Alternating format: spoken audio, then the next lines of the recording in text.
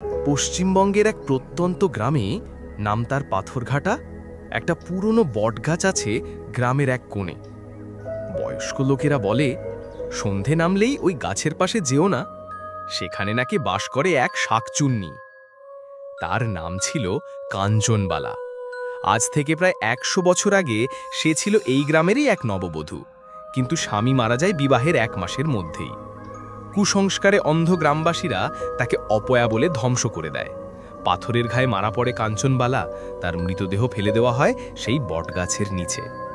তখন থেকেই প্রতি পূর্ণিমার রাতে লোকেরা কানে শোনে নারীর হাসি, কাঁদুনি আর শাড়ির ঘুনঘুনানি। অনেকে বলে বটগাছের একটা ডাল যেন রাতের অন্ধকারে মানুষের মতো নড়াচড়া করে।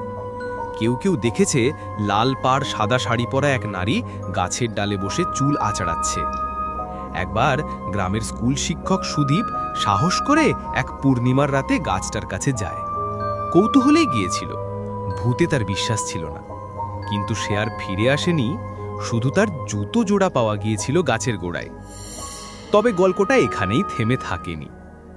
একদিন এক বৃদ্ধা নাম মেঘলা দিদিমা গ্রামে নতুন এসেছেন ছেলের সাথে, সেই বটগাছের সামনে গিয়ে সন্ধ্যাবেলায় দাঁড়ালেন।